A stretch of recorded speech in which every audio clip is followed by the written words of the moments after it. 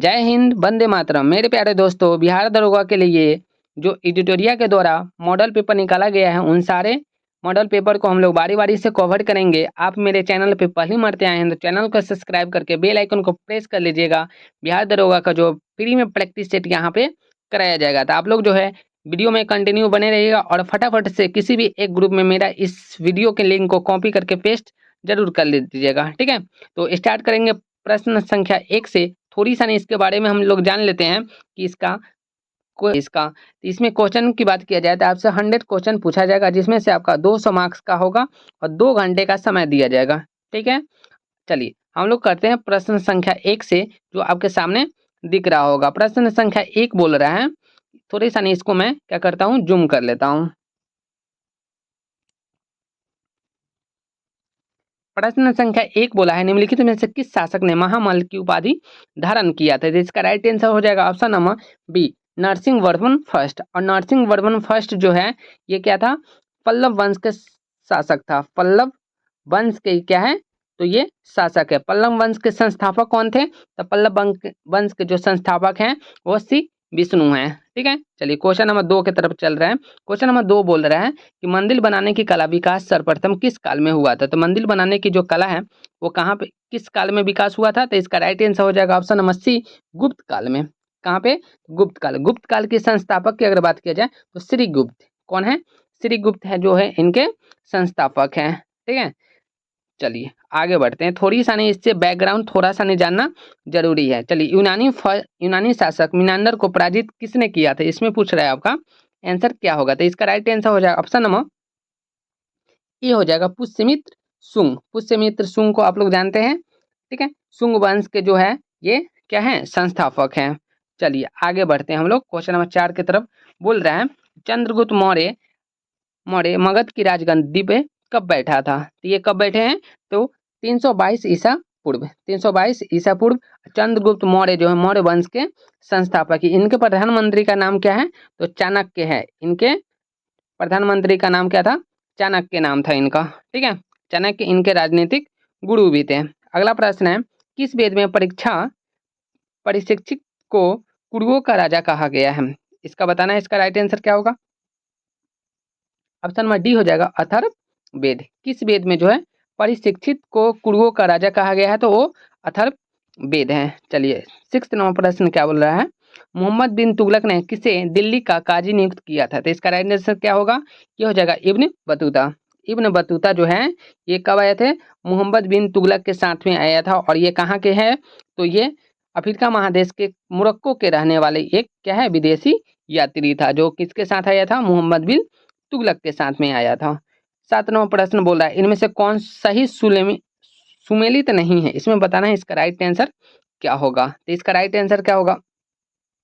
इसका right answer आपको बताना है। इसका राइट आंसर क्या होगा? सो ये आपका जो है ये वाला फर्स्ट जो है इसका राइट आंसर है। ये भी आपका सही है, ये भी सही है, बट ये नहीं है। क्या है? ये जो है इसका राइट आंसर दीवान ए मुस्तखराज, ये फिरोज शाह तुगलक नहीं बल्कि ये किसने लिखा है? तो ये जो है आपका ये लिखा नहीं, ये विभाग है। विभाग ये एक कौन था? तो ये आपका जो है अलाउद्दीन खिलजी था। कौन था? अलाउद्दीन खिलजी, याद रखिएगा, अलाउद्दीन खिलजी, ठीक है। दीवान ए मुस्तखराज किससे संबंधित है? अलाउद्दीन खिलजी से। अगला प्रश्न है, अकबर ने किस वर्ष स्वयं को हरम दल से मुक्त कर लिया था? तो इसका राइट आंसर हो जाएगा ऑप्शन नंबर बी, 1562। अकबर जो है प्रथम पानीपत सॉरी दूसरा पानीपत का जो युद्ध लड़ा था 1556 में लड़ा था, ठीक है। दूसरा पानीपत का युद्ध कब लड़ा? 1556 में, ठीक है। चलिए अगला प्रश्न क्या बोल रहा है? अगला प्रश्न बोल रहा है कि किसके शासन काल में बंगाल को भारत का स्वर्ण काल कहा गया है? स्वर्ण कहा गया है, स्वर्ग कहा गया है। आपको बताना है इसका राइट आंसर क्या हो जाएगा? इसका राइट आंसर हो जाएगा ऑप्शन नंबर सी, अलीवर्दी खां। सिराजुद्दौला के बाद में आप लोग को पता है ये जो है 1757 के युद्ध में ये लड़ा था, ठीक है, रॉबर्ट क्लाइव से, ठीक है, सिराजुद्दौला। चलिए अगला प्रश्न क्या बोल रहे हैं?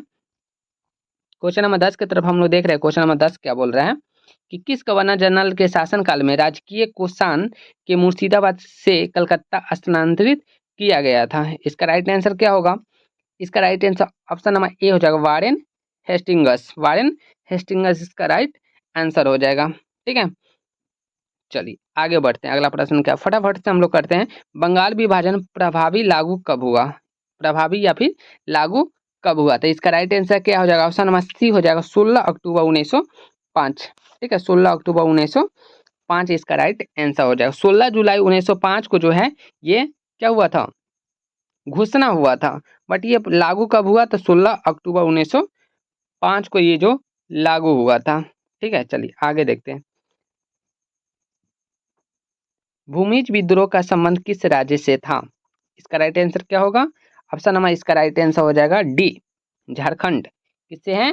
तो झारखंड से। झारखंड की अगर बात की जाए, बहुत सारे जो है जनजातीय विद्रोह था, जैसे कि संथाल विद्रोह हुआ था आपका 1855 में। ठीक है, उसके बाद मुंडा विद्रोह हुआ था आपका 1899 से 1900। मुंडा विद्रोह बिरसा मुंडा। किसने कहा था कांग्रेस के लोग जो है पदों के भूखे हैं, ये भूखे राजनीतिज्ञ हैं? तो इसका राइट आंसर क्या होगा? ऑप्शन नंबर बी हो जाएगा बंकिम चंद्र चटर्जी बोले थे। ठीक है, बंकिम चंद्र चटर्जी।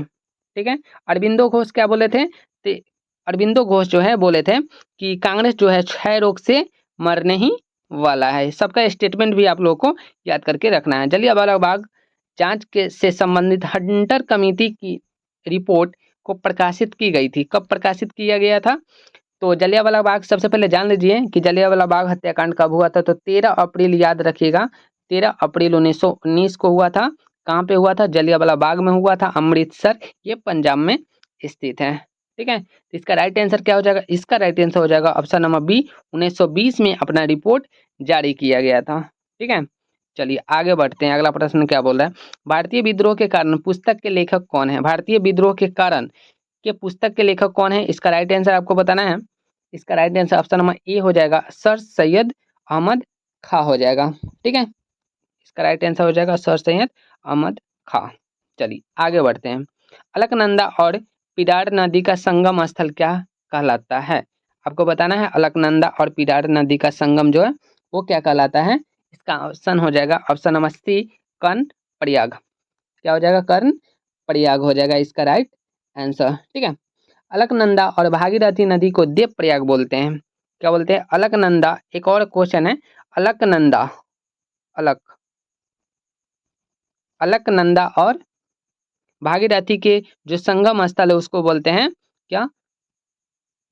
उसको बोलते हैं देव प्रयाग। इसको भी आप लोग नोट कर लीजिएगा। चलिए अगला प्रश्न है, किस प्रकार के मिट्टी में कार्बनिक पदार्थ की बहुलता होती है? तो ये आपका राइट आंसर हो जाएगा ऑप्शन नंबर बी, काली मिट्टी में सबसे ज्यादा कार्बनिक पदार्थ की बहुलता होती है। चलिए अगला प्रश्न है, दक्षिण अंडमान लघु अंडमान को जोड़ती है। इसका राइट आंसर क्या होगा? इसका राइट आंसर आपको बताना है। इसका राइट ऑप्शन नंबर सी हो जाएगा डंकन पास। क्या हो जाएगी? डंकन पास इसका राइट आंसर हो जाएगी। ठीक है, चलिए जबकि तमिलनाडु एवं श्रीलंका को पाक स्ट्रेट जोड़ती है। पाक स्ट्रेट आप लोग याद रखिएगा। 10 डिग्री चैनल लघु अंडमान तथा निकोबार मध्य स्थित है। ठीक है, 10 डिग्री चैनल जो है वो कहाँ है? लघु अंडमान तथा कार निकोबार मध्य स्थित है। चलिए अगला प्रश्न देखते हैं। नंदा देवी एवं नंगा पर्वत किस हिमालय के भाग है? नंदा देवी और नंगा पर्वत जो है किस हिमालय के भाग है? तो इसका आंसर हो जाएगा हिमाद्री।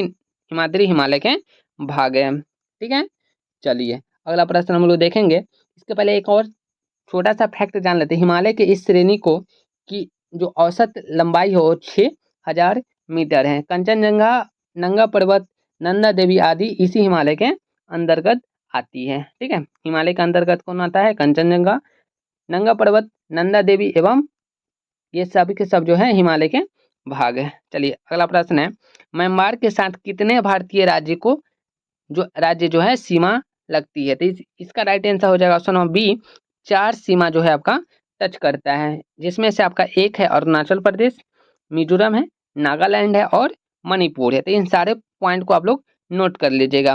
वीडियो आपको कैसी लगी आपको कमेंट बॉक्स में जरूर बताना है। और इसके जितने सारे प्रश्न 100 प्रश्न हैं उन सारे प्रश्न को आप लोग को देखना है, तो आप लोग कमेंट बॉक्स में जरूर डाल दीजिएगा। ठीक है, थैंक यू।